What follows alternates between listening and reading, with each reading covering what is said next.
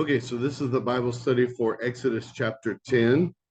And it says, Then the Lord said to Moses, Go to Pharaoh, for I have hardened his heart and the hearts of his officials, so that I may perform these signs of mine among them, that you may tell your children and grandchildren how I dealt harshly with the Egyptians and how I performed my signs among them, and that you may know that I am the Lord. So Moses and Aaron went to Pharaoh and said to him, This is what the Lord, the God of the Hebrews, says. How long will you refuse to humble yourself before me? Let my people go so that they may worship me. If you refuse to let them go, I will bring locusts into your country tomorrow. They will cover the face of the ground so that it cannot be seen. They will devour what little you have left after the hail, including every tree that is growing in your fields. They will fill your houses and those of all your officials and all the Egyptians, something neither your parents nor your ancestors have seen from the day you settled from the day they settled in this land till now. Then Moses turned and left Pharaoh. Pharaoh's officials said to him, How long will this man be a snare to us? Let the people go so that they may worship the Lord their God. Do you not yet realize that Egypt is ruined? Then Moses and Aaron were brought back to Pharaoh. Go worship the Lord your God, he said, but tell me who will be going. Moses answered, We will go with our young and our old, with our sons and daughters, and with our flocks and herds, because we are to celebrate a festival to the Lord. Pharaoh said, The Lord be with you. If I let you go along with your women and children, clearly you are bent on evil. No, have only the men go and worship the Lord, since that's what you have been asking for. Then Moses and Aaron were driven out of Pharaoh's presence. And the Lord said to Moses, Stretch out your hand over Egypt so that locusts swarm and over the land and devour everything growing in the fields, everything left by the hail. So Moses stretched out his staff over Egypt, and the Lord made an east wind blow across the land all that day and all that night. By morning, the wind had brought the locusts. They invaded all Egypt and settled down in every area of the country in great numbers. Never before had there been such a plague of locusts, nor will there ever be again. They covered all the ground until it was black. They devoured all that was left after the hail, everything growing in the fields and the fruit on the trees. Nothing green remained on tree or plant in all the land of Egypt. Pharaoh quickly summoned Moses and Aaron and said, I have sinned against the Lord your God and against you. Now forgive my sin once more and pray to the Lord your God to take this deadly plague away from me. Moses then left Pharaoh and prayed to the Lord. And the Lord changed the wind to a very strong west wind, which caught up the locusts and carried them into the Red Sea. Not a locust was left anywhere in Egypt, but the Lord hardened Pharaoh's heart, and he would not let the Israelites go.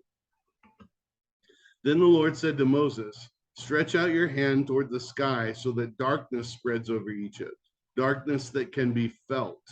So Moses stretched out his hand toward the sky, and total darkness covered all Egypt for 3 days. No one could see anyone else or move about for 3 days. Yet all the Israelites had light in the places where they lived. When Pharaoh summoned Moses and said, Go worship the Lord, then Pharaoh summoned Moses and said, Go worship the Lord. Even your women and children may go with you. Only leave your flocks and herds behind. But Moses said, You must allow us to have sacrifices and burnt offerings to present to the Lord our God. Our livestock too must go. Not a hoof is to be left behind. We have to use some of them in worshiping the Lord our God. And until we get there, we will not know what we are to use to worship the Lord. But the Lord hardened Pharaoh's heart, and he was not willing to let them go. Pharaoh said to Moses, Get out of my sight. Make sure you do not appear before me again. The day you see my face, you will die. Just as you say, Moses replied, I will never appear before you again. Okay, so remember that you can download a PDF copy of this Bible study at www.abqnaz.org/alive. And this is the Bible study for Exodus 10. So number one says, what has been happening for the last several weeks in the book of Exodus? Now we've been studying the plagues. We've started to move from kind of taking one plague at a time at the beginning, just to talk about what's happening, to taking kind of a section at a time with multiple plagues. And when we study these multiple plagues, we see some things that are consistent in the message that's being given, and then we see um, some changes that delineate. Last week we talked about how the delineation is happening now between Israel and Egypt. And we talked about the fact that the magicians now believe that God is doing this and that he is God because they can't perform these miracles. And now, even at the beginning of this text, we see that the leaders of Egypt, his officials, are encouraging him to listen and to stop being so stubborn. So number two says, what plague comes now according to 10:1-20? So this is the plague of locusts. And locusts come on the land so thick. Remember, we had the plague of hail, and so much of what was growing was destroyed by hail. But now whatever is left is being destroyed by locusts. Why, according to 10:2, is God performing these signs? So in 10:2, it says, that you may tell your children and grandchildren how I dealt harshly with the Egyptians and how I performed my signs among them, and that you may know that I am the Lord. So the idea here is that if it had been easy, if Pharaoh had just gave in easy, then it would not be clear what God was doing here. But because Pharaoh has such a hard heart and is stubborn, God is performing miracle after miracle, sign after sign, and making it clear that he is God, that he is in charge. Um, Obviously, Pharaoh still hasn't got it yet. It's kind of funny when Pharaoh calls Moses, and I'm getting a little ahead here, but when Pharaoh calls Moses, it says, okay, you can go, but don't take your women, just the men go. Okay, you can go, but now don't take your herds. The women can go and the children, but don't take your herds. And Moses is saying, I mean, somebody needs to tell Pharaoh, have you not realized that you're not in charge here? Have you not yet realized that you don't get to make the decision? That this is going to continue until you do exactly what God says.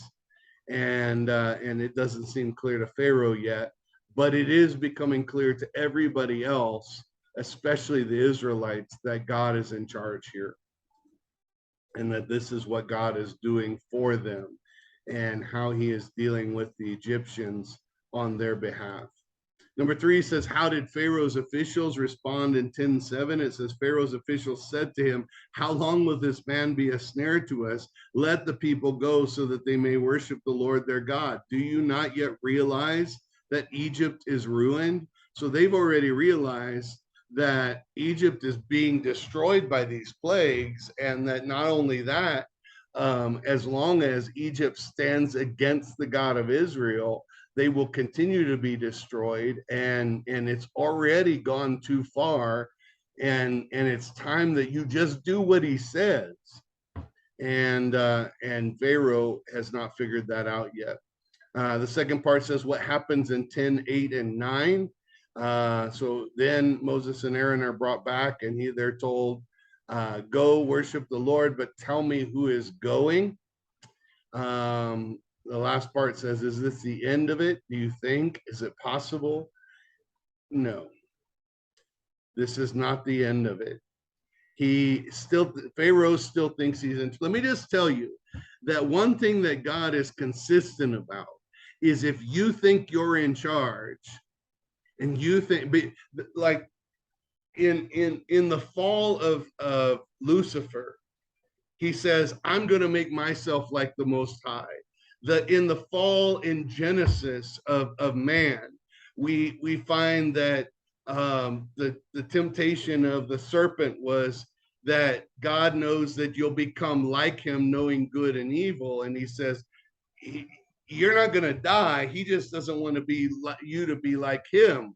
And if you eat that fruit, you're going to be like him. So always the temptation is that we want to be like God. We want to put ourselves in the place of God. And what Pharaoh's doing right now is Pharaoh thinks he's in charge in this situation. He has put himself in the place of God, and God is trying to establish that I am the Lord your God.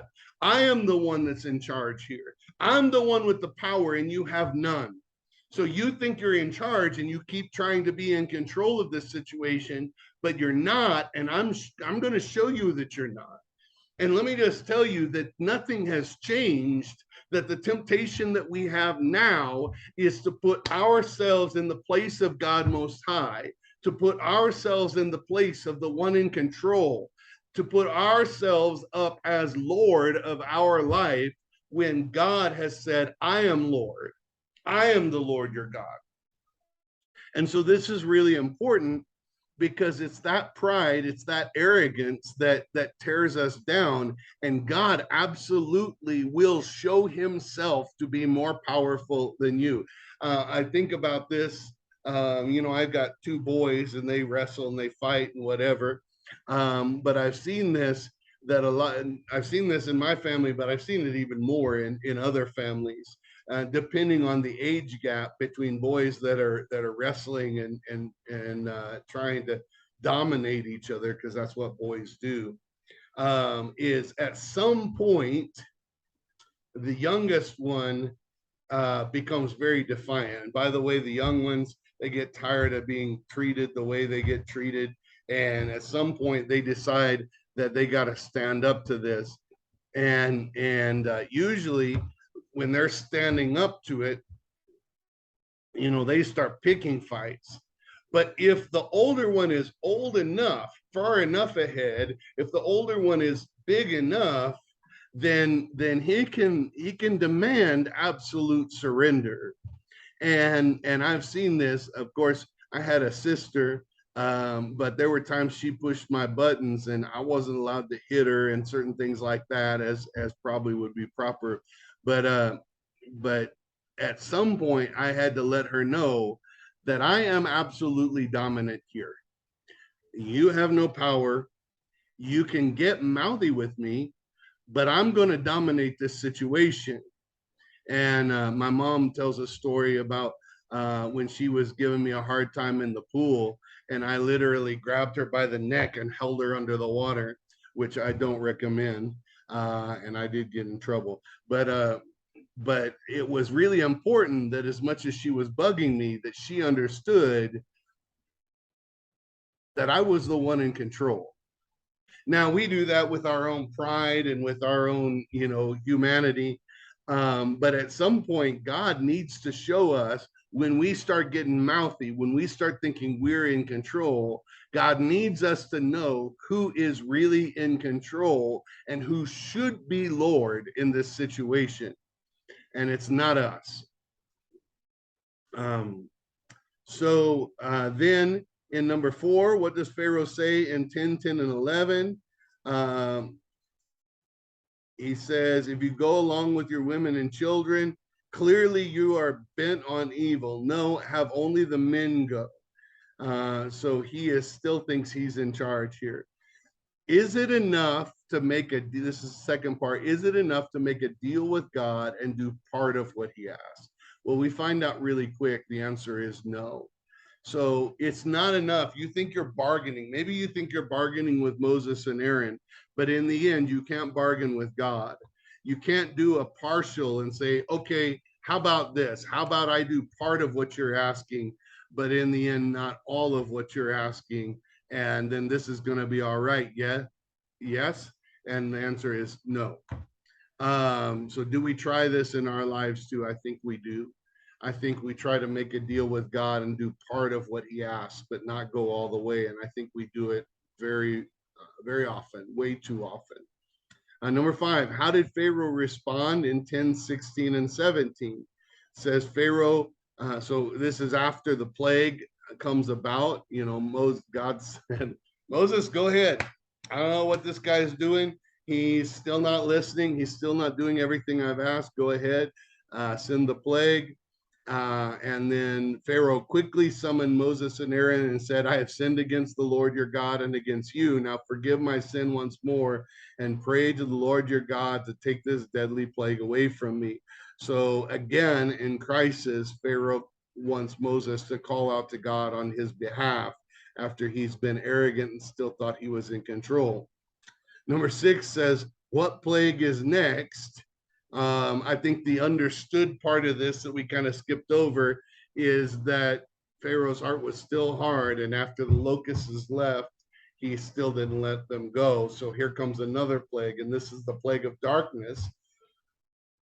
Darkness came on the land for 3 days, and people couldn't see anything. Remember, this was before we had headlights, ceiling lights, flashlights, any kind of lights. And so it's there's a plague of darkness, and it impedes everything in all of society. But of course, there was light where the Israelites were. And the second part says, how did Pharaoh respond in 10:24? When Pharaoh summoned Moses and said, go worship the Lord, even your women and children may go with you. Only leave your flocks and herds behind. Number 7 says, what did Moses ask for next? He says, no, we need our flocks and herds. We got to make sacrifice. We don't know what God's going to ask for as a sacrifice until we get there. We need to take our flocks and herds with us. So notice that even some of this, I mean, maybe it was understood in the question, maybe he didn't clarify all that he wanted to take originally, but it kind of seems like the ask is getting bigger. What Moses is saying, nope, that's not what we need. That's not enough. This is what we need. And it's getting bigger. And the more Pharaoh thinks he's still in charge and tries to take control of the situation, the more God says, nope, not only that, we want this too. And we want this too. And this is what, and we're going to have everything that we're asking for. And if you think you're still in charge here, you're mistaken, because we're going to have everything we ask for. What happens in 10:28 and 29? It says, Pharaoh said to Moses, get out of my sight. Make sure you do not appear before me again. The day you see my face, you will die. And Moses said, just as you say, I will never appear before you again. So Pharaoh's done. Pharaoh's done talking to Moses. He doesn't want to talk to him anymore. But he hasn't let them go. And Moses says, okay, that's just fine. You won't see me again. But we are going to go, and you are going to let us. Number 8 says, are you tired of this yet? It can get tiring. It can get repetitive, reading over and over again something new that God is doing to try to get Pharaoh's attention, and he's still not listening, and it's a repetitive pattern. Can't we just take this like 5 chapters and just study them all in 1 week? Because this is just tiring and repetitive. If you go back and read the book of Judges, you find God raised up somebody to lead Israel forward, and then you hear these words, Israel again did evil in the eyes of the Lord. And then God raises somebody new up, and it's repetitive. And unfortunately, this is the story of God's interaction with people throughout history. It's a story of stubbornness. It's a story of us thinking we're still in control. It's a story of us needing to be told again and again about the truth and about God's will for our life. So when we ask this question, are you tired of this yet? Then the second part of the question is, what about in your own life? Are you tired of this yet? Are you tired of this consistent pattern of, okay, I'm going to do the will of God. Yeah, but I don't want to do that part of the will of God. I'll just do this, but not that. And God says, no, I need all. And then you see that it doesn't work out. Things go badly.